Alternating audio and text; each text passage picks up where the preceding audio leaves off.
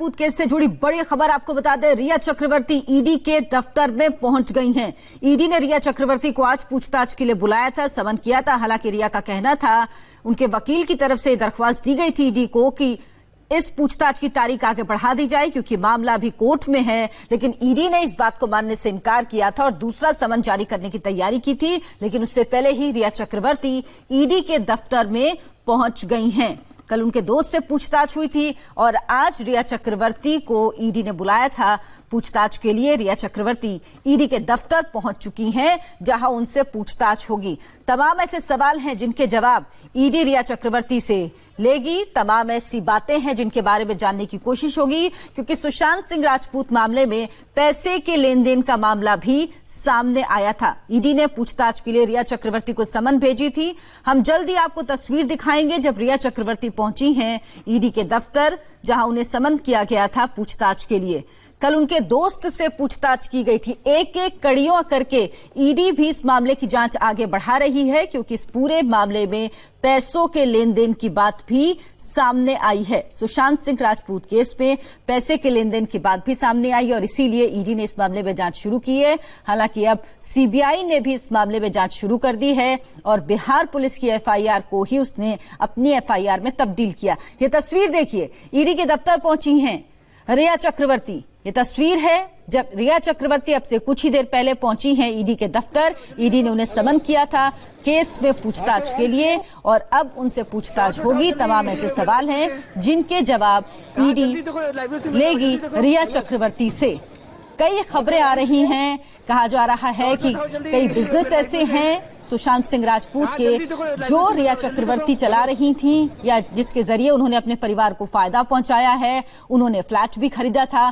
कहां से पैसे आए, किस तरह से लेन देन हुआ, किस रूप में लेन देन हुआ, ये हर एक जानकारी ईडी रिया चक्रवर्ती से लेगी और इसी पूछताछ के लिए उन्हें समन किया गया था। ये तस्वीरें देखिए, ईडी ऑफिस पहुंची हैं रिया चक्रवर्ती। हालांकि इससे पहले रिया चक्रवर्ती के वकील की तरफ से ईडी से कहा गया था कि वो पूछताछ की तारीख आगे बढ़ा दें क्योंकि मामला कोर्ट में है और कोर्ट की सुनवाई के बाद ही ईडी समन जारी करे रिया को पूछताछ के लिए। लेकिन ईडी ने इस बात से इनकार कर दिया था और अब रिया चक्रवर्ती पहुंची हैं ईडी दफ्तर पूछताछ में हिस्सा लेने के लिए।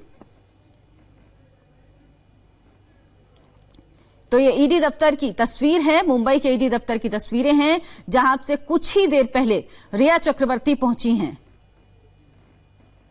रिया चक्रवर्ती से तमाम सवाल ईडी पूछेगी। एक लंबे सवालों की फेहरिस्त है जिनके जवाब ईडी जानने की कोशिश करेगी। सुशांत सिंह राजपूत के अकाउंट में कहां पैसे इधर से उधर ट्रांसफर हुए हैं। राजीव कुमार सिंह, इंडिया टीवी संवाददाता, इस वक्त हमारे साथ जुड़ गए हैं मुंबई से। राजीव, क्या जानकारी आपके पास? माफ कीजिएगा, राजेश हमारे साथ जुड़े हुए हैं। राजेश, क्या जानकारी है आपके पास? थोड़ी देर पहले रिया चक्रवर्ती ईडी के दफ्तर पहुंची हैं। आज सवेरे उनके वकील ने जरूर कहा था कि सुप्रीम कोर्ट के हियरिंग के बाद जो है वो उनका स्टेटमेंट दिया जाए। ईडी ने छूट देने से नकार दिया था और यही वजह है कि रिया चक्रवर्ती अभी दफ्तर पहुंची हैं। ईडी के दफ्तर पहुंची हैं, महज कुछ मिनट पहले वो पहुंची हैं। ईडी के पास सवालों की फहरिस्त तैयार है। ईडी जानना चाहती कि रिया चक्रवर्ती ने 2 प्रॉपर्टीज जो खरीदी हैं मुंबई में, वो किसके पैसे से खरीदी हैं, वो पैसे किसने दिए हैं। क्या रिया चक्रवर्ती ने खुद दिए हैं या फिर सुशांत सिंह राजपूत के अकाउंट से वो पैसे ट्रांसफर हुए, ये जानना चाहती ईडी। साथ ही जो कंपनीज सुशांत सिंह राजपूत ने फ्लोट किए थे उन कंपनीज के बारे में भी रिया चक्रवर्ती से जानकारी ईडी लेना चाहती है। और यही वजह है कि मैं कैमरामैन से कहूंगा ईडी दफ्तर दिखाएं। अभी थोड़ी देर पहले इसी ईडी दफ्तर में रिया चक्रवर्ती जो है वो आई हैं और कयास लगाए जा रहे थे कि हो सकता है रिया चक्रवर्ती आज ना आए, लेकिन ईडी के सामने पेश हुई हैं। ईडी के तमाम अफसर जो हैं वो इंतजार कर रहे हैं और रिया से अभी सवाल जवाब का दौर जो है थोड़ी देर में शुरू हो जाएगा। जी, और रिया की मैनेजर को भी पूछताछ के लिए बुलाया गया, उनको भी समन जारी किया गया। उनको कब पहुंचना होगा ईडी के दफ्तर? बिल्कुल, श्रुति मोदी को भी बुलाया गया है और सिद्धार्थ पिठानी जिनने सुशांत के शव को सबसे पहले देखा था, वो भी रिया के करीबी बताए जाते हैं। तमाम आरोप जो लगे हैं कि पिछले 1 सालों में जो भी सुशांत के टीम मेंबर्स थे वो रिया के कहने पर हायर किए गए थे। उनमें से एक-एक कर को सबको बुला रही है ईडी। पहले सैमुअल मिरांडा को बुलाया गया था, उनसे 2 दिन तक लगातार कई घंटे पूछताछ हुई है। श्रुति मोदी को भी यहां आना है और साथ ही सिद्धार्थ पिठानी को भी यहां आना है। तो सबको सवालों के जवाब देने होंगे और सुशांत सिंह राजपूत के अकाउंट से पैसे कहां पहुंचे हैं, किसने लिए हैं, ये जानना चाहती है ईडी। और यही वजह है कि उनके सारे टीम मेंबर्स को एक एक करके बुला रही है प्रवर्तन निदेशालय। जी राजेश, लेकिन पहले जो अकाउंटेंट है उनकी तरफ से कहा गया था कि कोई भी पैसा रिया के अकाउंट में ट्रांसफर नहीं हुआ है। एक छोटी मोटी रकम 5-6 लाख को छोड़ने के अलावा कोई बड़ी रकम ट्रांसफर नहीं है। तो क्या कुछ आधार ईडी ने बनाया है अपनी इस पूछताछ के लिए जिसकी वजह से रिया को समन किया गया? देखिए, सुशांत के सीए से जब पूछताछ हुई थी तो ईडी उनके जो जवाब है उनसे पूरी तरीके से संतुष्ट नहीं है। सुशांत के सीए ने जरूर कहा था कि जो पैसे ट्रांसफर हुए हैं वो डायरेक्टली रिया के अकाउंट में ट्रांसफर नहीं हुए हैं, लेकिन ईडी सुशांत के सीए के इस जवाब से संतुष्ट नहीं थी। यही वजह है कि रिया को बुलाया गया है। पिछले कुछ सालों में रिया का नेटवर्थ जो है वो 10 लाख से सिर्फ 14 लाख ITR यानी कि इनकम टैक्स के जो रिकॉर्ड्स हैं उसके मुताबिक है। उसके बावजूद 2 बड़ी प्रॉपर्टीज आप कैसे खरीद लेते हैं, कंपनीज कैसे आप बना लेते हैं, इन तमाम सवालों के जवाब जानना चाहती है ईडी। साथ ही सुशांत सिंह राजपूत के 4 अकाउंट्स को खंगाल रही है ईडी। उनमें पैसे कहां से आए और किसने निकाले, इन सारे सवालों के जवाब जानना चाहती है ईडी। और यही ग्राउंड है जिस पर रिया चक्रवर्ती को यहां बुलाया गया, जिसे का जवाब जानने के लिए सैमुअल मिरांडा को यहां बुलाया गया था और श्रुति मोदी और सिद्धार्थ पिठानी को भी इसीलिए बुलाया गया है। जी, क्या ये भी हो सकता है कि इन सभी को आमने सामने बिठाकर भी पूछताछ की जाए, क्योंकि सैमुअल मिरांडा से भी लंबी पूछताछ ईडी ने की थी? क्या ईडी को कुछ सुराग मिला, कोई जानकारी आपके पास इससे जुड़ी? देखिए, फिलहाल एक एक करके बयान लिए जाएंगे। पहले एक एक बयान लिए जाएंगे लोगों का। कल सैमुअल मिरांडा का बयान हुआ था, रिया चक्रवर्ती का होगा, उसके बाद श्रुति मोदी और सिद्धार्थ पिठानी। अगर ईडी को जरूरत लगेगी कि हाँ सबको सामने बिठाकर बयान लेना है, अगर बयानों में जो है अगर एक मत बयान नहीं रहेंगे, एक जैसे बयान सबके नहीं रहेंगे, तो जरूर सामने बिठा के भी पूछताछ हो सकती है, इसमें कोई दो राय नहीं है। लेकिन फिलहाल रिया चक्रवर्ती यहाँ ईडी के दफ्तर पहुंची हैं और कई घंटे जो है अब उनको ईडी के दफ्तर में गुजारने पड़ेंगे, ईडी के सवालों से 2-4 होना पड़ेगा। जोयिता मित्रा भी हमारे साथ जुड़ गई हैं। जोयिता, रिया के वकील की तरफ से पहले ये कहा गया था ईडी से कि आज की जो पूछताछ है उसको टाल दिया जाए क्योंकि मामला कोर्ट में चल रहा है, लेकिन अब रिया पहुंची हैं, इसका क्या मतलब निकाला जाए? क्योंकि पहले वो टालने की बात कर रही थी कोर्ट की हियरिंग को आधार बनाकर, लेकिन अब वो पहुंच गई हैं। जी बिल्कुल, उन्होंने अपने वकील के जरिए ये अपील की थी कि वो उसकी हियरिंग जो है वो टाल दी जाए, लेकिन ईडी ने उनकी एक न सुनी। उन्होंने इस बात को रिजेक्ट किया, उन्होंने इस प्ली को रिजेक्ट किया और उन्हें आना ही था, क्योंकि अब किसी भी तरह की आनाकानी जो है वो बर्दाश्त नहीं की जाएगी। ऑलरेडी इस केस में बहुत लंबा वक्त निकल गया है, तो अब रिया को पहुंचना ही था। रिया मुंबई में ही मौजूद थी, हालांकि इतने दिनों तक उनकी खोजबीन चल रही थी, वो कभी सामने नहीं आई, ना ही उन्होंने किसी तरह का कोई अपीयरेंस कहीं भी किया है या निकली है। तो आज ईडी में ऑफिस पहुंचना उनके लिए बहुत ज़रूरी था, क्योंकि अब जो है वो मामला सीबीआई तक जा चुका है और शिकंजा जो है वो अब रिया की तरफ कस रहा है और बहुत देर तक ये बातचीत होगी, उनसे तरह तरह के सवाल किए जाएंगे। अर्चना, बिल्कुल राजेश, कई तरह के सवाल अब खड़े हो रहे हैं। जो रिया पहले खुद ट्वीट करके गृह मंत्री अमित शाह से, केंद्रीय गृह मंत्री से मांग करती हैं कि सीबीआई की जांच इस मामले में हो, अब जब बिहार सरकार ने ये सीबीआई जांच के लिए मामला सौंप दिया है तो वो कहती है संघीय ढांचे के खिलाफ है, क्योंकि मुंबई पुलिस जांच कर रही है। क्या माना जाए, क्या मतलब निकाला जाए, क्योंकि लगातार सवाल रिया पे खड़े हो रहे हैं। देखिए, जब तक मुंबई पुलिस की जांच चल रही थी तब तक रिया को लग रहा था कि वो बच जाएंगे और यही वजह है कि सीबीआई जांच की मांग कर रही थी। उन्हें लग रहा था कि महाराष्ट्र सरकार इस जांच के लिए सीबीआई का रिकमेंडेशन नहीं करेंगी और वो मुंबई पुलिस की जांच होगी और उसमें बच जाएंगे। लेकिन जैसे ही मामला बिहार पहुंचा और बिहार सरकार ने सीबीआई जांच की मांग कर दी, उसके बाद रिया ने देश के सब बड़े वकील में से एक सतीश मान्य शिंदे को हायर किया और वो जिस तरीके से वकील अब कह रहे हैं उस तरीके से वो आगे बढ़ रही हैं। अब उन्हें लग रहा है कि अब अब जो है शक की सुई जो उनकी तरफ घूमी है वो कहीं ना कहीं उसमें वो फंसती नजर आ रही है। उनकी गिरफ्तारी हो सकती है। यही वजह है कि अब सीबीआई जांच जैसे ही रिकमेंड की बिहार सरकार ने और सीबीआई ने केस रजिस्टर किया, उनके वकील ने इसे इलीगल यानी कि गैर कानूनी बता दिया। साथ ही ये भी कहा कि आगे कोई भी कदम उठाने से सीबीआई को बचना चाहिए। साथ ही ये भी कहा कि ये फेडरल स्ट्रक्चर पर, संघीय ढांचे पर हमला है। ये तमाम बातें रिया के वकील ने कही हैं। डर सता रहा है कि अब सीबीआई की जांच जो है उनके खिलाफ, उनके परिवार वालों के खिलाफ शुरू होगी तो कहीं ना कहीं उनकी गिरफ्तारी संभव हो सकती है। यही वजह है कि अब वो डर रही हैं और इस पूरे जांच को वो और उनके वकील जो है वो गैर कानूनी बता रहे हैं और संघीय ढांचे पर एक तरीके से कुठाराघात बता रहे हैं। जी अर्चना। जोईता, इसकी एक वजह यह भी हो सकती है क्योंकि जो बिहार में जो एफआईआर दर्ज कराई गई थी सुशांत सिंह राजपूत के पिता की तरफ से, उसमें रिया और उनके परिवार वालों के नाम है और उसी एफआईआर को सीबीआई ने अपनी एफआईआर में कन्वर्ट किया है। यानी इसमें आरोपी रिया और उसके परिवार के लोग हैं। शायद इसी वजह से अब रिया सीबीआई जांच के लिए कह रही कि संघीय ढांचे के खिलाफ है और ये कानून सम्मत नहीं है। जी बिल्कुल, क्योंकि जब मुंबई जांच कर रही थी तब सिर्फ एडीआर रिपोर्ट हुआ था, वहां पर एफआईआर दर्ज नहीं किया गया था। बिहार पुलिस बाकायदा एफआईआर दर्ज करके आई है तो उनके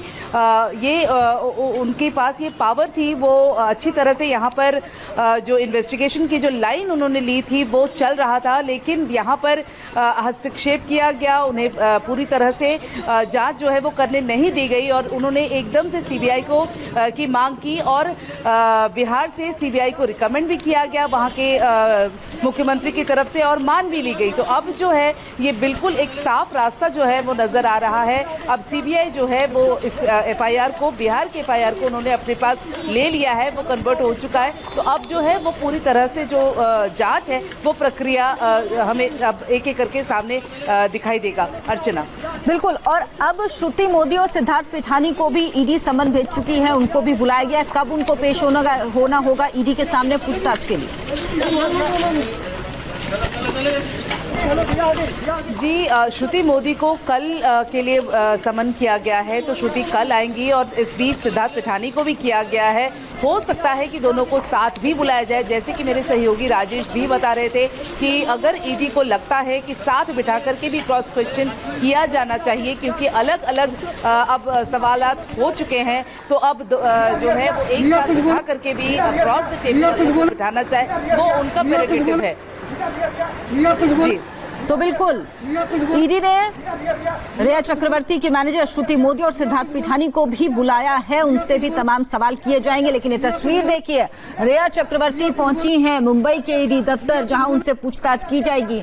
समन जारी किया गया था ईडी की तरफ से रिया चक्रवर्ती को आज यानी 7 अगस्त को पेश होने के लिए, पूछताछ के लिए। लेकिन रिया के वकील की तरफ से रिक्वेस्ट की गई थी कि सुप्रीम कोर्ट में सुनवाई पूरी होने तक उनके बयान को रिकॉर्ड न किया जाए, यानी इस बयान रिकॉर्ड करने की तारीख को आगे बढ़ा दिया जाए। लेकिन ईडी ने इस बात को नहीं माना। ईडी ने कहा कि वो अपनी कार्रवाई कर रही है और उसकी कार्रवाई जारी रहेगी और अगर रिया आज नहीं पेश होती हैं तो उनके खिलाफ दूसरा समन जारी किया जाएगा। लेकिन ईडी इस बात के लिए कतई राजी नहीं थी कि तारीख को आगे बढ़ाया जाए। इसके बाद रिया चक्रवर्ती, तस्वीरों में आप देख रहे हैं, रिया चक्रवर्ती पहुंची हैं मुंबई में ईडी दफ्तर जहां उनसे पूछताछ की जाएगी। इससे पहले उनके दोस्त सैमुअल मिरांडा से भी 2 दिन तक ईडी ने लंबे समय तक पूछताछ की है। कई सवाल उनसे पूछे गए हैं क्योंकि वर्थ जो रिया चक्रवर्ती की है वो कम है। इसके अलावा उन्होंने 2 फ्लैट्स खरीदे हैं, तो तमाम सवाल ऐसे हैं कि आखिर ये फ्लैट्स खरीदने के लिए पैसा उनके पास कहां से आया। ये भी आरोप लग रहे हैं कि रिया ने अपने बिजनेस में या कहें जो सुशांत सिंह राजपूत के बिजनेस थे उसमें उनकी बहुत ज्यादा दखल थी और उन्होंने उसके जरिए पैसा अपने परिवार को दिया। ऐसे तमाम आरोप हैं जिनके जवाब ईडी इस वक्त लेगी और मामले को साफ करने की कोशिश करेगी क्योंकि इस पूरे मामले में पैसों का लेन देन का मामला भी है। और रिया चक्रवर्ती अब से कुछ देर पहले पहुंची हैं ईडी के दफ्तर, उनसे पूछताछ वहां पर की जाएगी। हालांकि पहले उनके वकील की तरफ से कहा गया कि सुप्रीम कोर्ट में मामले की सुनवाई चल रही है, इसीलिए उनके बयान को आज रिकॉर्ड न किया जाए। लेकिन इस बात को ईडी ने नहीं माना और आखिरकार रिया चक्रवर्ती पहुंच गई ईडी दफ्तर जहां उनसे पूछताछ शुरू हो चुकी होगी। ये अब से कुछ देर पहले की आप तस्वीरें देख रहे हैं जब रिया चक्रवर्ती पहुंची ईडी के दफ्तर। सवाल यह है कि रिया चक्रवर्ती जो पहले खुद सीबीआई जांच की मांग कर रही थी, वो अब जब मामला सीबीआई को हैंडओवर हो चुका है तो वो इसे संघीय ढांचे के खिलाफ और गैर कानूनी बता रही हैं। इसके पीछे क्या वजह है? क्या उन्हें पहले लग रहा था कि जो आरोपियों का लिस्ट थी एडीआर मुंबई में दाखिल थी, एफआईआर दर्ज नहीं हुई थी?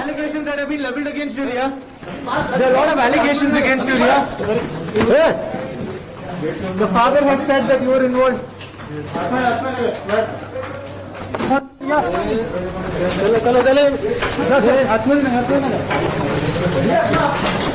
do you have to say about the allegations that have been leveled against you, Riya?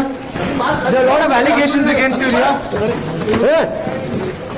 The father has said that you were involved.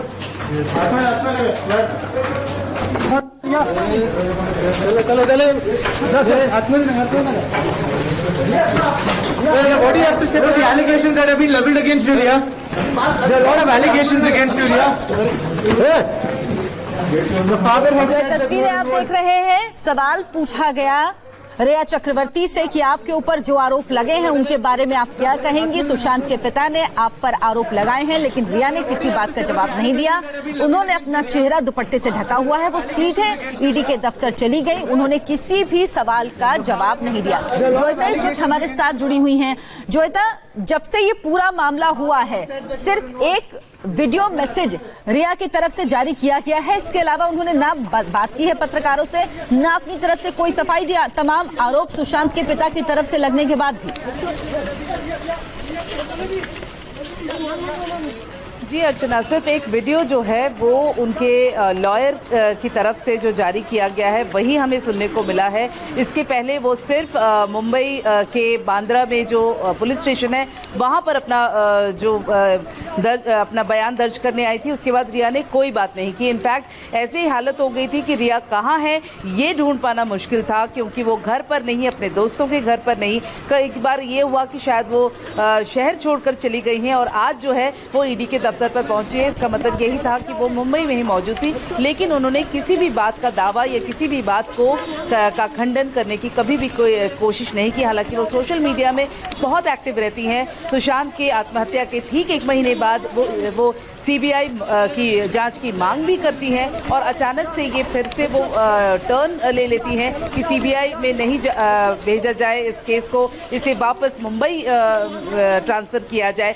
लेकिन बहुत वक्त से रिया का कोई भी ऐसा सोशल मीडिया पर भी किसी तरह का कोई पोस्ट जो है वो भी नजर नहीं आया था। अर्चना जी, जोयता, जयप्रकाश सिंह भी इस वक्त हमारे साथ जुड़ गए हैं। जयप्रकाश, आप उन जगहों पर गए थे, आपने उस ग्राउंड जीरो पर गए जहां पर प्रॉपर्टी है रिया की जो उन्होंने खरीदी है। क्या कुछ जानकारी आपको मिल पाई, कौन कौन सी प्रॉपर्टी और कितने दिन पहले उन्होंने खरीदी? देखिए अर्चना, जो हम खार की प्रॉपर्टी पे गए थे वो करीब 322 स्क्वायर फुट की प्रॉपर्टी है और 76 लाख रुपए में रिया ने उसका एग्रीमेंट कराया था। और एग्रीमेंट कराने के लिए जो स्टैंप ड्यूटी लगता है, जीएसटी लगती है और अदर चार्जेस लगते हैं, वो मिला के 84 लाख रुपए हुए थे। ये प्रॉपर्टी 2018 में बुक कराई गई थी, मई महीने में इसका रजिस्ट्रेशन हुआ था और रिया को ये प्रॉपर्टी जो है वो 2022 में मिलनी थी, लेकिन अब ये 2023 जनवरी में मिलेगी। मैं आपको बताऊं कि ये जो प्रॉपर्टी है वो रिया और रिया की मां दोनों के नाम पे जॉइंट में बुक कराई गई थी। जी, इसके अलावा क्या कोई और जानकारी, और प्रॉपर्टी क्या क्या खरीदी गई, क्या कुछ रहा, और ईडी की जो आज की पूछताछ है वो किन पॉइंट्स के आसपास घूमने वाली है? देखिए, ईडी की पूछताछ मनी लॉन्ड्रिंग मामले में ही घूम रही है कि रिया चक्रवर्ती जो है उनके अकाउंट में कहां से पैसा आया था। सुशांत सिंह राजपूत का जो बैंक अकाउंट है, 4 जो बैंक अकाउंट है, कंपनियों के 2 बैंक अकाउंट और 2 पर्सनल बैंक अकाउंट, इनमें से रिया चक्रवर्ती, उनके माता पिता और उनके भाई सौविक के अकाउंट में कितने पैसे गए थे, उन पैसों से रिया चक्रवर्ती ने कहां पर इन्वेस्टमेंट किया है या प्रॉपर्टी ली है। मैं आपको बताऊं अर्चना, सिर्फ 3 प्रॉपर्टी की बात नहीं है, एक और प्रॉपर्टी की बात आ रही है, लेकिन फिलहाल 3 प्रॉपर्टी की जो जांच चल रही है उसमें एक प्रॉपर्टी नवी मुंबई में है जो रिया के माता पिता के नाम पे रजिस्टर्ड है, एक प्रॉपर्टी खार ईस्ट में है जहां पर हम गए थे और एक प्रॉपर्टी खार वेस्ट में है। इसके अलावा जुहू में जो प्राइम रोज जो बिल्डिंग है वो बताया जा रहा है रेंट का फ्लैट है रिया चक्रवर्ती का। लेकिन एक और प्रॉपर्टी की बात हमारे सामने आ रही है, वो प्रॉपर्टी मुंबई से सटे लोनावला में है, लेकिन उसकी अभी कोई जानकारी नहीं मिली। तो ईडी जो है, प्रवर्तन निदेशालय जो है, इन्हीं सारे मामलों की पूछताछ रिया से करेगा, क्योंकि रिया से पूछताछ के पहले 3 अहम किरदारों का पूछताछ किया जा चुका है, जिसमें रिया के सीए हैं, सुशांत सिंह राजपूत के सीए हैं और जो मिरिंडा हैं, जो रिया के केयरटेकर थे, वो हैं। इसके अलावा क्या ये भी हो सकता है कि जो रिया के भाई हैं उनसे भी पूछताछ की जाए? क्या उनके अकाउंट में भी कुछ ट्रांसफर या कुछ प्रॉपर्टी या कुछ ऐसी बातें अभी तक सामने आई हैं, आपने जो अभी तक इन्वेस्टिगेशन की है उसमें? जी बिल्कुल सामने आई है अर्चना। शौविक जो है वो डायरेक्टर थे सुशांत सिंह राजपूत की 2 कंपनियों में, जिसमें रिया भी डायरेक्टर थी और सुशांत सिंह राजपूत भी डायरेक्टर थे। लेकिन सबसे आश्चर्य की बात वही जो जांच एजेंसियों को खल रही है या जो उनको अजीब लग रही है, वो ये है कि प्रॉपर्टी जो कंपनियां थी वो सुशांत की थी, लेकिन एड्रेसेस जो थे वो रिया के थे। जी, और इसीलिए शायद शक की सुई भी रिया की तरफ घूमी है। जयप्रकाश, एक सवाल और है। जो रिया चक्रवर्ती कुछ दिन पहले खुद ट्वीट करती हैं केंद्रीय गृह मंत्री अमित शाह को सीबीआई जांच के लिए, वही रिया चक्रवर्ती अब ये मामला सीबीआई के हाथों में जाने पर इसे गैर कानूनी और संघीय ढांचे के खिलाफ बताती हैं। जी बिल्कुल, देखिए रिया चक्रवर्ती जो है पहले सीबीआई की जांच की मांग कर रही थी। उन्होंने बाद में ये कहा कि नहीं, मुझे मुंबई पुलिस की जांच पर भरोसा है। तो आप समझ सकते हैं कि बहुत कॉन्ट्रडिक्ट है उनके बयानों में। बिहार पुलिस जो जांच कर रही है उसको उन्होंने सुप्रीम कोर्ट में चैलेंज करके रखा हुआ है, और ईडी जो जांच कर रही है वहां पर उन्होंने आज कहा कि वो जांच में शामिल नहीं हो पाएंगी। ईडी जब सख्त हुई है, ईडी ने जब कहा है कि हम आज आपका एक्सेंट लगाएंगे और हम आपको दूसरा समन भेजेंगे, उसके बाद रिया को ऐसा लगा कि मामला जो है हाथ से बाहर चला जाएगा, तो उन्होंने जाकर अपनी उपस्थिति दर्ज कराई है। और उनके वकील का ये बयान आया है कि रिया जो है वो कानून को मानने वाली है और ऐसे में रिया जो है कानून की मदद करेंगी, जांच एजेंसियों की मदद करेंगी। तो आखिर पहले रिया ने ये क्यों कहा कि वो आज नहीं जाएंगी और अचानक रिया कैसे तैयार हो गई और कैसे आधे घंटे में पहुंच गई? ये तमाम सवाल है जो रिया के रिया का जो पूरा किरदार है उसके ऊपर शक उठाते हैं अर्चना। बिल्कुल, इसीलिए शायद तमाम आरोप भी लग रहे हैं, क्योंकि उनके वकील की तरफ से कहा गया कि सुप्रीम कोर्ट में सुनवाई चल रही है, तो आज रिया का बयान ना रिकॉर्ड किया जाए, इसे आगे बढ़ा दिया जाए तारीख को। लेकिन ईडी ने इस बात को बिल्कुल नहीं माना। और जेपी, वाकई में सुप्रीम कोर्ट में अगर इस मामले की सुनवाई चल रही है तो ऐसी कोई प्रक्रिया, ऐसा कोई नियम नहीं है कि ईडी उस दौरान बयान रिकॉर्ड नहीं कर सकती किसी के? देखिए अर्चना, सुप्रीम कोर्ट ने साफ कहा है कि जितनी भी एजेंसियां जांच कर रही हैं अपनी जांच को कंटिन्यू रखें। यानी ईडी भी अपनी जांच को कंटिन्यू रख सकती है, बिहार पुलिस भी रख सकती है, मुंबई पुलिस भी रख सकती है, और सीबीआई ने जो एफआईआर दर्ज किया है, सीबीआई भी अपनी जांच को कंटिन्यू रख सकती है। ऐसे में उन्होंने जांच एजेंसियों को स्टेटस को का ऑर्डर नहीं दिया है, जांच एजेंसी को कंटिन्यू का ऑर्डर है। तो आप समझ सकते हैं कि ऐसे में ईडी अगर जांच कर रही है, पूछताछ कर रही है, तो सुप्रीम कोर्ट में ये पिटीशन है, ये बात इन्फोर्समेंट डायरेक्टरेट के लोग जानते हैं। इसके बावजूद वो अधिकारी अगर बातचीत कर रहे हैं, मनी ट्रेल को खंगाल रहे हैं और किन किन अकाउंट में कब कब पैसा गया उसकी जानकारी ले रहे हैं, तो उसमें जांच एजेंसी को मदद करनी चाहिए। लेकिन रिया ने सबसे पहले ये कहा आज वो जांच में नहीं शामिल हो पाएंगी, अपना बयान नहीं दर्ज करा पाएंगी। लेकिन जब जांच एजेंसी सख्त हुई, इन्फोर्समेंट डायरेक्टरेट सख्त हुआ, उसके बाद रिया जाने के लिए तैयार हो गई। बिल्कुल, तो रिया चक्रवर्ती पहुंची है ईडी के दफ्तर। ये तस्वीरें आप देख रहे हैं, अब से कुछ देर पहले वो ईडी के दफ्तर पहुंची हैं और अब उनसे मनी ट्रेल को लेकर तमाम सवाल ईडी करेगी। 2 और लोगों को, श्रुति मोदी जो कि बिजनेस मैनेजर हैं रिया की, इसके अलावा सिद्धार्थ पिठानी को भी पूछताछ के लिए समन जारी किया गया है ईडी की तरफ से। राजेश भी हमारे साथ बने हुए हैं। राजेश, ये बताइए, सिद्धार्थ पिठानी ये वो नाम है जो रिया के दोस्त भी कहलाते हैं और ये सुशांत के दोस्त भी हैं, सुशांत के फ्लैटमेट भी रहे हैं, तो इनकी भूमिका भी काफी संदेहास्पद है। इनकी बातें जितनी भी हमने सुनी है उनमें बड़ा कॉन्ट्रडिक्शन होता है। इनसे भी पूछताछ होगी पैसे के मामले को लेकर?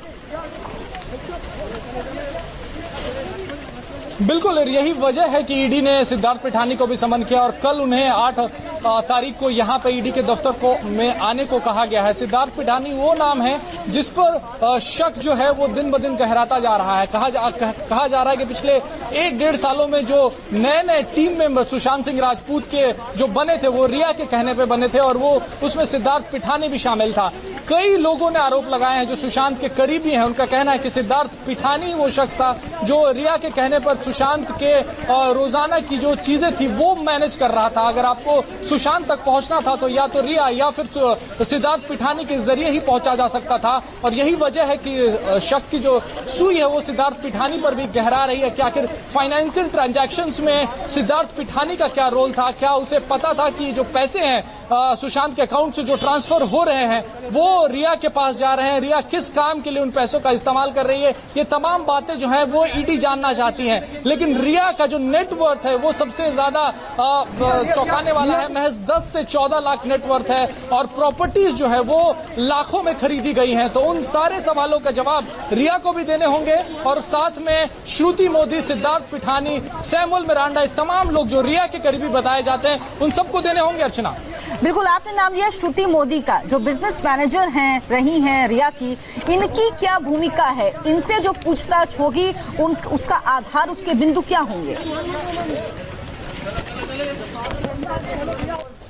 देखिए, रिया का बयान दर्ज होगा। रिया क्या बताती हैं अपने बयान में, उन पैसों के बारे में क्या बताती हैं, कहां से वो पैसे आए, क्या सुशांत के अकाउंट से वो पैसे ट्रांसफर हुए हैं या नहीं हुए हैं, उन्हें प्रॉपर्टीज खरीदी है या नहीं खरीदी है, ये तमाम सवालों के जवाब वो देंगी। तो उन सवालों के जवाब जो श्रुति मोदी देंगे उससे मेल कराया जाएगा। अगर वो उसमें जरा भी डिफरेंस, जरा भी अंतर पाया जाता है तब आमने सामने बिठा के भी पूछताछ की जा सकती है। और यही वजह है कि तमाम लोग जो रिया के करीब हैं उन सबसे तकरीबन एक ही सवाल पूछे जाएंगे कि आखिर ये पैसे रिया के पास कहां से आ रहे थे। और साथ ही जो लोग रिया के करीबी हैं, श्रुति मोदी हो, सिद्धार्थ पिठानी हो, उनसे रिया के मंशा पर भी मंशा पर भी सवाल किया जाएगा कि क्या वो सुशांत के नजदीक जो आ रही थी वो क्या सिर्फ पैसे के लिए आ रही थी।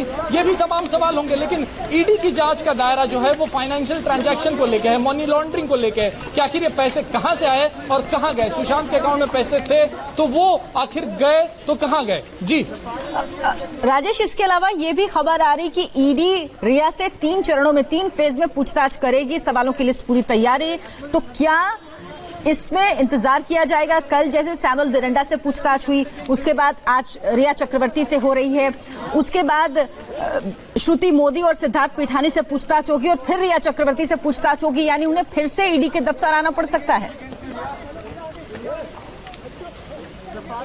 बिल्कुल आना पड़ सकता है। इसके पहले ईडी ने रिया के सीए को भी बुलाया था, लेकिन सीए जो है वो अभी तक ईडी दफ्तर पहुंचे नहीं है।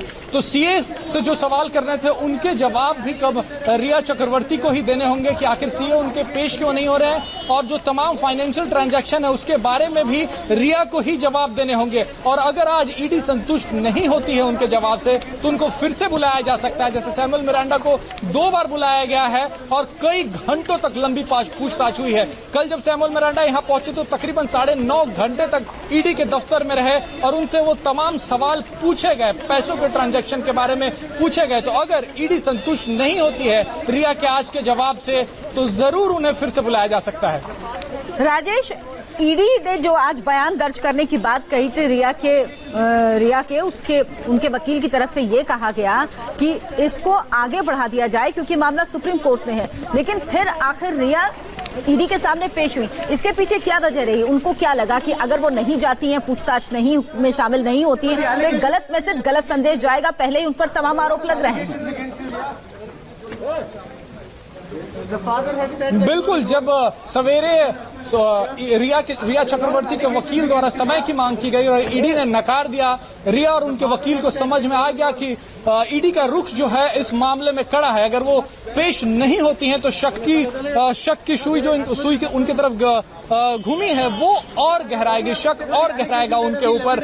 हो सकता था कि आज अगर वो नहीं पेश होती ईडी के सामने तो उन्हें दोबारा समन किया जा सकता था, लेकिन बेहतर समझा रिया ने कि वो ईडी के सामने पेश हो, ईडी के सवालों का जवाब दे। अगर वो नहीं पेश होती तो शक जो है और गहराता, तमाम सवाल जो है वो और उठते कि आखिर किस बात से डर रही है रिया। इतने दिनों से अगर वो सुशांत को अपना करीबी बता रही थी, सुशांत को अपना लिव इन पार्टनर बता रही थी, तो आखिर ईडी के सवालों का जवाब देने से क्यों कतरा रही हैं, ये सवाल उठ सकते थे। यही वजह है कि रिया ने आज ईडी के सामने पेश होना ही बेहतर समझा। राजेश, इस वक्त एक बड़ी खबर आ रही है, अपने दर्शकों को बता दें। रिया की ईडी में पेशी के बाद सुशांत की बहन का ट्वीट आया है। सुशांत की बहन श्वेता ने लिखा, हर हर महादेव। सुशांत की बहन श्वेता ने ट्वीट किया है, उन्होंने लिखा है हर हर महादेव। रिया